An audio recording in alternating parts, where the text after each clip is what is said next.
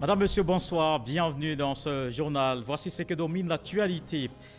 29 nouveaux cas de maladie à coronavirus annoncés ce samedi 2 mai, ce qui porte à 1362 le nombre de cas confirmés, dont 622 guéris et 15 décès. Le ministère de la Santé et de l'Hygiène publique appelle à l'implication de tous dans la lutte contre le Covid-19. Vigilance et respect des mesures barrières. Toutes les institutions prennent leur part dans la lutte contre le Covid-19. Le président de l'Assemblée nationale apporte son soutien aux forces de l'ordre et aux agents de santé sur le terrain. Amadou Moro était dans les différents corridors du Grand Abidjan. Il a dit sa disponibilité à les accompagner.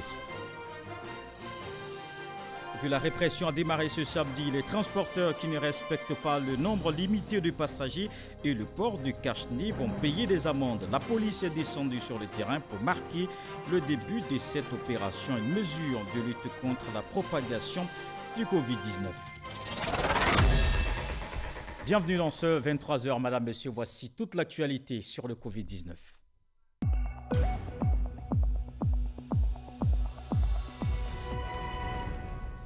Mais d'abord, le contenu de ce communiqué de la présidence de la République. Le Premier ministre Amadou Gon Coulibaly s'est rendu à Paris, en France, ce samedi 2 mai 2020 pour un contrôle médical. Son intérim est assuré par M. Ahmed Bakayoko, ministre d'État, ministre de la Défense. C'est fait à Abidjan le 2 mai 2020. Le ministre secrétaire général de la présidence de la République, Patrick Hachi. Les autorités sanitaires ont fait le point de la situation du Covid-19. On note ce samedi 29 nouveaux cas de contamination. Le nombre de personnes infectées passe donc à 1362, 622 guéris et 15 décès. Mamadou Samba est le directeur général de la santé. Point de la situation du Covid-19 au 2 mai 2020. Le ministère de la Santé et de l'Hygiène publique a enregistré ce jour, samedi 2 mai 2020, 29 nouveaux cas de Covid-19 sur 435 échantillons prélevés, soit 6,6% de cas positifs, 25 guéris et 0 décès. À ce jour, la Côte d'Ivoire compte donc 1362 cas confirmés, dont 622 personnes guéries, 15 décès et 725 cas actifs.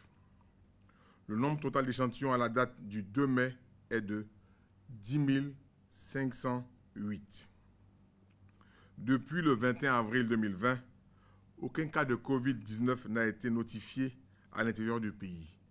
Tous les nouveaux cas le sont dans le Grand Abidjan. Le ministère de la Santé et de l'Hygiène publique mène plusieurs actions de façon régulière pour lutter efficacement contre ce fléau. Toutefois, si nous voulons limiter la propagation de la maladie, nous demandons le concours de toute la population. Cela passe par le respect des mesures mises en place par le gouvernement. Ainsi, il est important de rappeler que les mesures de prévention restent à ce jour les meilleurs moyens de lutte contre cette pandémie. Il s'agit entre autres de se laver régulièrement les mains avec de l'eau et du savon. Tous les types de savons sont autorisés. Tousser ou éternuer dans le pli du coude ou dans un mouchoir à usage unique et le jeter à la poubelle. Éviter de se serrer les mains, les embrassades, les accolades. Respecter la distanciation de 1 mètre, mais surtout de réduire au maximum nos déplacements. Par ailleurs, devant l'apparition de signes tels que la toux, la fièvre, les difficultés respiratoires, vous êtes prié de contacter de toute urgence les numéros gratuits suivants, le 101, le 119, le 125 et le 143, ou de vous rendre dans un centre d'accueil et de dépistage. Le ministère de la Santé et de l'Hygiène publique remercie et félicite tous les acteurs de la santé pour leur engagement et leur dévouement dans la lutte contre cette pandémie. Je vous donne aussi les chiffres ailleurs dans le monde. En Afrique de l'Ouest, d'abord au Burkina Faso, 649 cas confirmés, 44 décès. Le Ghana enregistre 2169 cas confirmés, 18 décès. Au Bénin, c'est 90 cas confirmés, 2 décès. 123 cas confirmés, 9 décès au Togo. En Guinée, 1537 cas confirmés, 7 décès. Au Libéria, il y a 152 cas confirmés, 18 décès. Au Mali, on note 508 cas confirmés, 26 décès. Et puis au Sénégal, c'est 1115 cas confirmés, 9 décès. Au total, en Afrique de l'Ouest, au moins 10 600 cas confirmés, au moins 250 morts et au moins 3 200 guéris. Dans le monde entier, c'est 3 392 171 cas confirmés et 241 193 décès. Ici en Côte d'Ivoire, le gouvernement fait le point quotidien de la gestion de la pandémie. Abidjan reste l'épicentre de la maladie. Ce samedi, les autorités sanitaires appellent au respect des mesures barrières. Ce combat passe aussi par l'application effective de l'état d'urgence, notamment le couvre-feu. Bleu Charlemagne, le porte-parole de la police, lance un appel aux populations. Des détails avec Jean-Luc Bangbo. Aucun nouveau cas de malade à coronavirus signalé à l'intérieur du pays depuis le 21 avril. La quasi-totalité des cas reste concentrée dans le Grand Abidjan, la capitale économique où, malgré le nombre croissant de patients déclarés guéris, on note une progression de la pandémie. La meilleure façon de freiner cette progression, c'est le respect des mesures barrières, aussi contraignantes soient-elles. C'est ensemble, discipliné et responsable, qu'on en viendra à bout. C'est ce seul sacrifice sur nous-mêmes qui vaille la peine d'être fait dans le contexte actuel pour sauver notre pays de cette catastrophe humanitaire qui se profile à l'horizon. Mais en attendant, le pays reste ouvert à toutes les bonnes pratiques documentées ou ayant fait leurs preuves dans d'autres pays, par le partage d'expériences, en tenant compte de notre contexte, en laissant la latitude aux experts et spécialistes de la proposition du choix de la stratégie et du protocole de soins. Certaines pratiques avérées prometteuses ou bonnes peuvent ne pas être réalistes ou réalisables chez nous. La victoire contre le coronavirus passe également par le respect des mesures sécuritaires édictées par le Conseil national de sécurité. Malheureusement, plusieurs cas de violation de ces mesures sont observés. Espérons, au nom de Monsieur le ministre de la Sécurité, de la Protection civile, que l'attitude négative de ces individus réfractaires ne biaise à terme les efforts de tous et induise des mesures beaucoup plus radicales au niveau de nos décideurs. L'état d'urgence reste donc en vigueur et applicable à tous sur toute l'étendue du territoire. Le porte-parole de la police nationale a, à cet effet, lancé un appel à la communauté musulmane. Le rassemblement des musulmans pour rompre le jeûne à 19h, ensuite leur sortie prématurée pendant le couvre-feu pour les pâtisseries et boulangeries. Je voudrais là-dessus donc être clair. Les mesures qui ont été édictées après donc l'instauration de l'état d'urgence le 23 mars dernier par le chef de l'État restent en vigueur. Elles sont impersonnelles, elles s'adressent donc à tous, sans distinction de confession religieuse. Donc, chers parents musulmans, c'est le moment de prouver votre citoyenneté que nous connaissons tous. Un appel à la loyauté, au civisme, mais surtout au respect des mesures barrières pour freiner la propagation de la maladie à coronavirus. Car, à ce jour, ce sont 1151 personnes qui ont été interpellées pour non-respect des mesures liées à l'état d'urgence sanitaire. Après le Burkina Faso, c'est en Côte d'Ivoire qu'ils posent leurs valises. 12 médecins chinois aguerris contre le Covid-19 sont arrivés dans le pays. La Chine apporte ainsi sa contribution dans le cadre de la gestion contre cette pandémie. Ces spécialistes vont partager leurs expériences dans le cadre de cette maladie. Mamadou Kouassi. C'est à bord d'un avion de la compagnie nationale Air Côte d'Ivoire que ces médecins chinois sont arrivés à Abidjan, après un séjour à Ouagadougou, au Burkina Faso. En provenance de Roubaix, province chinoise d'où est née la pandémie, ces experts chinois viennent apporter leur contribution dans la lutte contre le Covid-19 en Côte d'Ivoire. Après les formalités administratives et policières, la délégation chinoise a été soumise à un contrôle de température et un test de dépistage Covid-19 à la demande du directeur général de l'Institut national d'hygiène publique. Une présence en terre ivoirienne souhaitée par la Côte d'Ivoire. Et donc la Chine est venue avec des experts en Côte d'Ivoire pour un processus d'échange d'expérience. Nous allons recevoir d'eux et nous allons également partager notre expérience avec eux.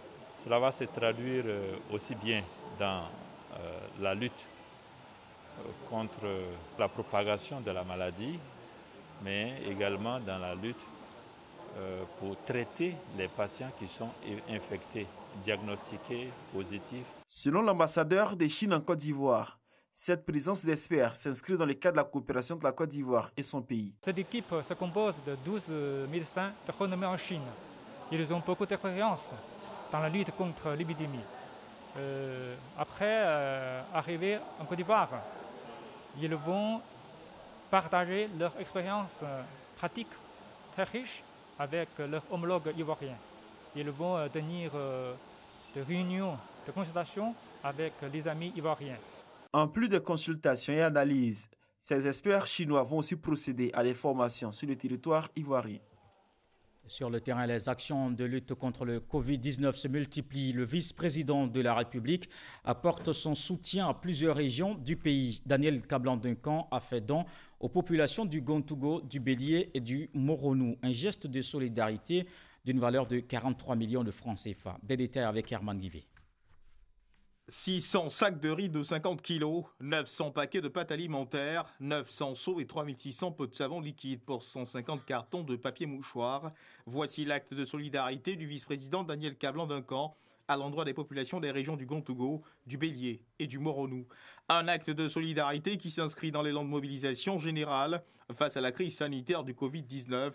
À Tabagne, au cœur du royaume Bron, c'est en présence du roi Nana Adingra Kwasi Aguiman, entouré de ses chefs de province, que ces dons ont été offerts. Son Excellence, M. Daniel Kablan-Duncan, nous avons à vos côtés pour vous aider à sa manière à faire face à cette pandémie.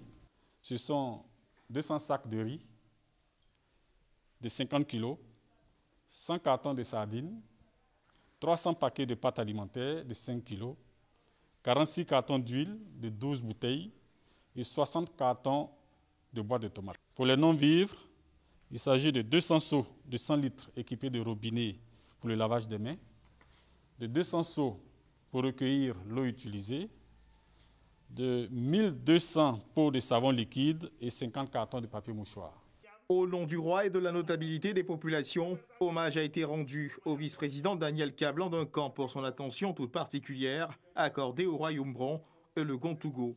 Geste de solidarité exprimé également à Toumaudi en présence de Clarisse Duncan, épouse du vice-président, accompagnée du directeur de cabinet adjoint du vice-président de la République, Ephraim Hénaud.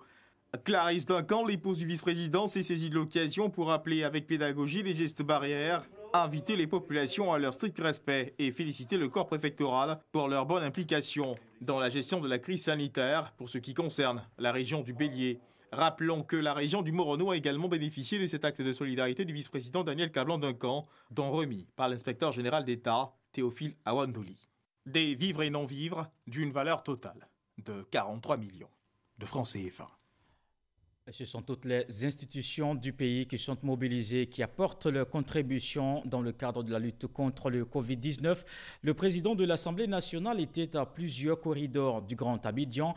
Il est allé s'enquérir des actions mises en place. Amadou Soumoro exprime son soutien aux forces de sécurité et aux agents de santé en première ligne. Konaté Moussa. Autoroute du Nord à une vingtaine de kilomètres du corridor de Yopougon. Une tente, des pneus disposés, des forces de l'ordre à la tâche et des agents de santé pour la prise de température des usagers. Nous sommes à un poste de contrôle sanitaire et sécuritaire du Grand Abidjan. Les agents de santé et de sécurité reçoivent la visite du président de l'Assemblée nationale, accompagné du ministre de la Sécurité et de la Protection civile. Nous, au niveau de la santé, nous prenons la température.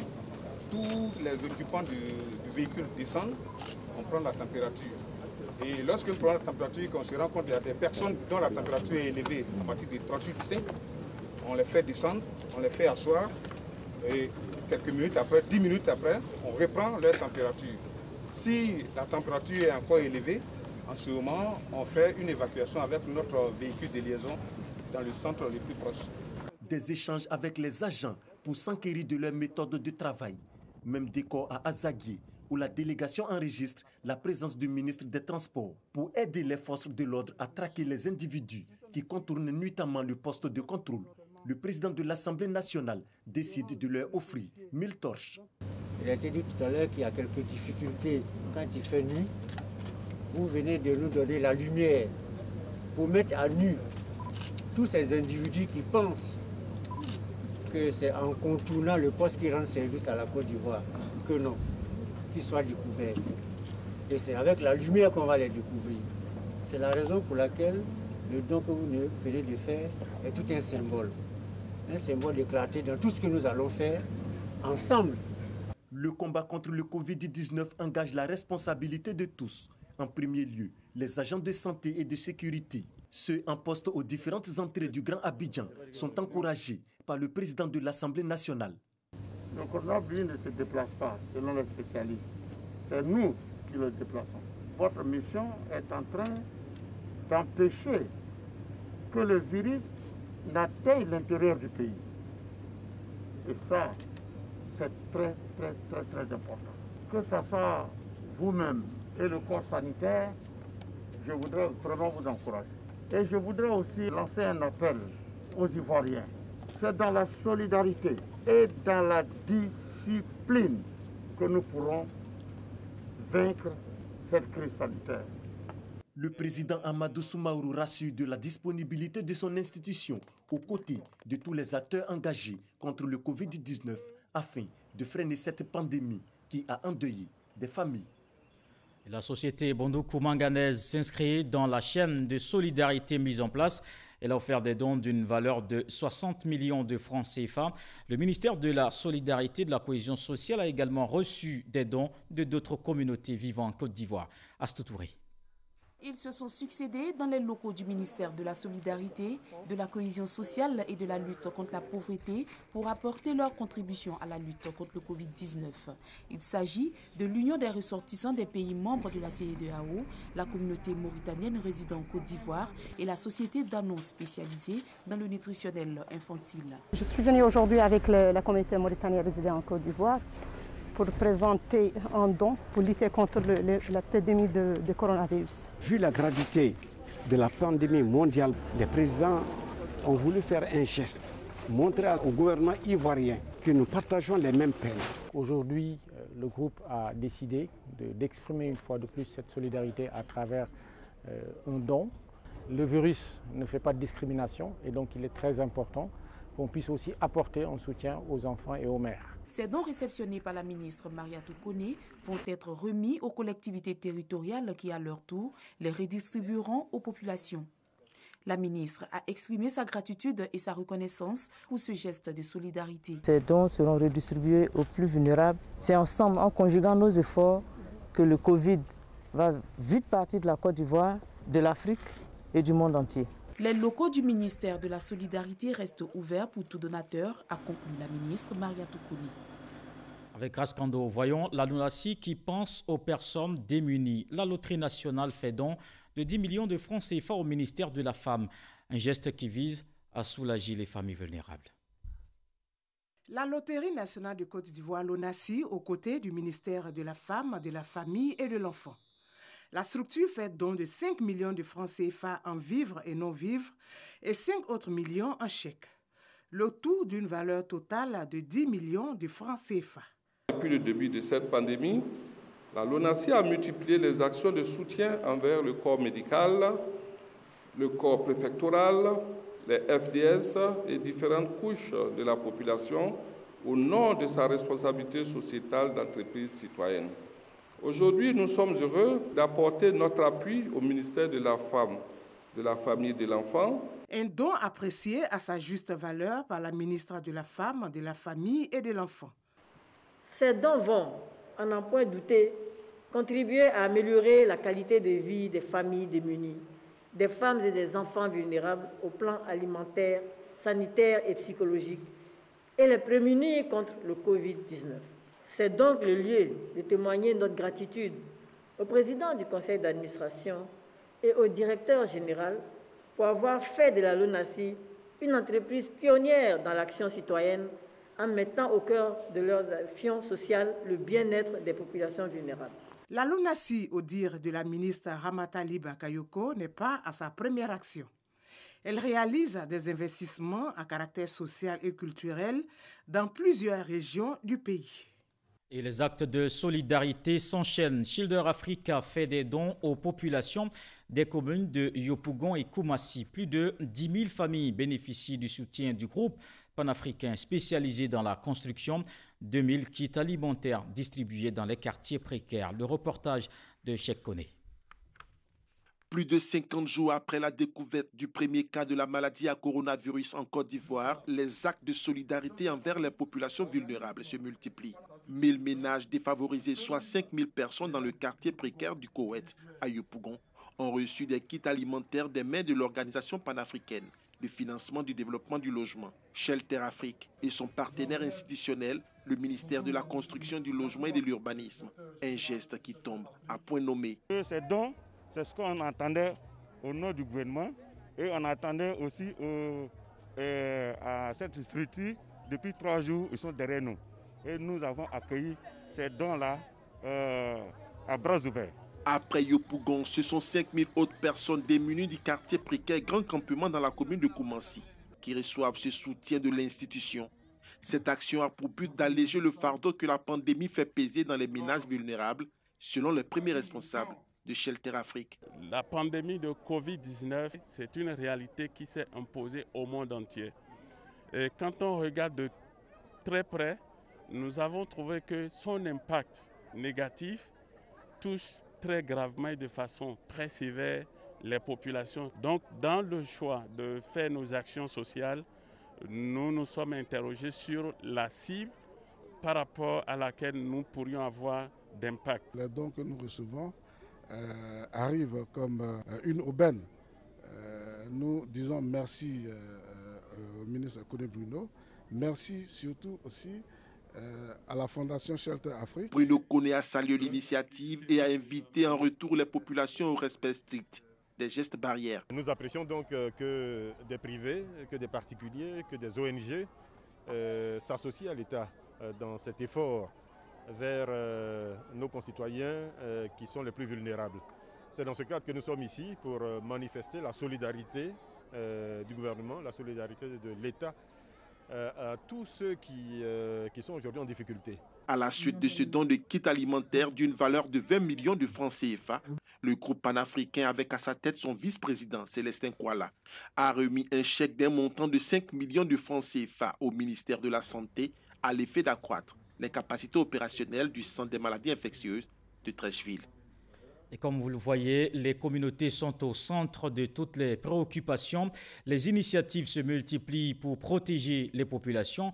Le district d'Abidjan fait don de kits de prévention aux 13 communes de la ville. Ces collectivités appellent au respect des mesures de lutte contre le Covid-19. Franck Wadio. Abidjan, le district durement impacté par la crise à coronavirus à Covid-19, les initiatives pour faire barrage se sont multipliées depuis la déclaration de la pandémie. Au niveau de la capitale économique, une matrice d'action est élaborée depuis quelques semaines par le gouverneur du district. L'enjeu est de toucher toutes les franges de la société. Ce matin donc, des kits sanitaires, des seaux équipés, des gels hydroalcooliques et des cache-nez, du savon et autres accessoires, mais aussi des vivres, 6 tonnes de riz et plus de 3 tonnes de sucre, du lait entre autres. Au total, plus de 31 millions de francs CFA offerts aux députés des 13 communes du district d'Abidjan. Des élus qui estiment ainsi être mis en mission pour prêcher la nécessité du respect des mesures barrières. Dire aux populations que c'est une réalité, il faut respecter tout ce que le gouvernement a mis en place. Le lavage des mains, la distanciation de 1 mètre. Les collectivités, mais aussi toutes les franges de la population touchées. Les dosseurs de Nama, ce sont ces jeunes qui officient comme gérants de parking et aussi bénéficiaires de cette action du gouverneur du district d'Abidjan. Plus de 1 million de francs CFA de dons en vivres, en non-vivres, dont des kits sanitaires. Nous allons nous organiser et puis créer un groupe pour sensibiliser la population en portant des masques, en se lavant les mains régulièrement. Et le message du gouverneur Begré Mambi à l'occasion de la remise symbolique des dons, la discipline et le respect des consignes d'hygiène, unique gage de victoire contre le coronavirus. C'est un sens de solidarité et surtout de sensibilisation. Il faut éviter d'aller acheter des masques de mauvaise qualité et il faut éviter d'aller prendre les masques qui ont été déjà utilisés pour les recoudre et les remettre sur le marché. Si nous le faisons, c'est la meilleure façon d'aider la maladie à prendre forme dans notre société. Rappelons que cette initiative du district d'Abidjan s'inscrit dans une stratégie globale estimée à 719 millions de francs CFA et déclinée en 5 volets, dont la sensibilisation et la remise de kits sanitaires aux populations fragiles. Il faut justement respecter les gestes barrières et dans le domaine du transport, le nombre de passagers est réduit dans les véhicules. Les conducteurs sont désormais obligés de mettre les masques. Désormais, c'est la répression contre le non-respect de ces mesures. Les agents du ministère des Transports ont effectué un contrôle ce samedi. On voit cela avec Mamadou Kouassi. Ce véhicule de transport en commun à destination de Beaunois est immobilisé par les éléments de la police nationale, avec pour motif principal le non-respect du nombre de passagers admis en cette période de lutte contre le Covid-19. Le véhicule sera mis en fourrière à la demande du directeur de la police spéciale de la sécurité routière. C'est donc parti pour la phase de répression après les nombreuses campagnes de sensibilisation. Depuis ce samedi 2 mai 2020, les policiers appuyés des gendarmes ont investi le territoire du Grand Abidjan pour traquer tous les récalcitrants. C'est 9 passagers qui sont là. 13 dans la main. Vous tous, privé ou public de personnes, 9 personnes, 9 places, y compris le conducteur. Voilà. C'est-à-dire que toi, plus ton apprenti, vous tous, vous devez être 9 dans le véhicule. Vous attendez? Du moment où vous excédez 9, vous êtes en infraction. Donc vous allez prendre votre contravention et puis vous allez partir. Selon le type de véhicule, il y a des places qui sont bien indiquées. Alors donc quand nous arrêtons le véhicule, nous comparons la carte grise dans le nombre de places et le nombre de places effectives occupées dans le véhicule en question. Nous vérifions également, en plus du nombre de places, le port des cache-nez en ce qui concerne les occupants du véhicule, également le conducteur. Pour ceux qui n'en ont pas, nous leur donnons également les cache-nez et nous leur conseillons de s'en approprier eux-mêmes pour les jours à venir. De Koumassi à Port-Bouillet en passant par Marcory et Treichville, les forces de défense et de sécurité sont sur le terrain pour contrôler les effectifs mais aussi inviter la population au port des cache-nez. À Treichville, même les autobus de la Soutra n'échappent pas au contrôle des éléments du commissaire Abou Bakayoko. Depuis ce matin, nous avons contrôlé environ 300 véhicules. Et sur ces 300 véhicules, tant particuliers que les véhicules de transport, nous sommes déjà à 4 véhicules qui ont été déjà mis en fourrière. Nous avons également distribué des cache-nez conformément aux instructions de la hiérarchie. Après Treichville, cap sur la commune de Yopougon. Ici également, les agents en charge du contrôle sont sur le terrain. Personne n'échappe aux actions de la police. Les véhicules particuliers et de transport en commun sont saisis pour non-respect du nombre de personnes à transporter. Ce qui est prévu, c'est de mettre leurs véhicules en fourrière. Donc, la contravention qui encadre la fourrière leur est remise. Donc, pour retirer leur véhicule, ils doivent d'abord se présenter à la préfecture de police, payer la somme de 22 500 francs. Le transport il est nécessaire, l'activité est maintenue par le transport, mais il ne faudrait pas que par ce transport-là aussi, le virus soit divulgué à grande échelle. Et donc, chacun doit jouer sa part. Nous demandons aux transporteurs d'appliquer juste seulement pour tout ce temps-là, pour que les résultats soient acceptables pour tout le monde. Cette opération de répression démarrée ce samedi 2 mai va durer 45 jours et va s'étendre à tout le territoire national. Tout ceci pour casser la chaîne de contamination du Covid-19. Et voici une autre action qui vise à briser la chaîne de contamination. Le port de San Pedro apporte sa contribution dans la lutte contre le Covid-19. Le directeur général fait des dons au comité local de la riposte, des kits de prévention et de prise en charge d'une valeur de 50 millions de francs CFA. Voilà qui met un terme à ce journal. Merci d'avoir suivi. Je vous retrouve demain avec beaucoup de plaisir. Prenez soin de vous. Bonsoir.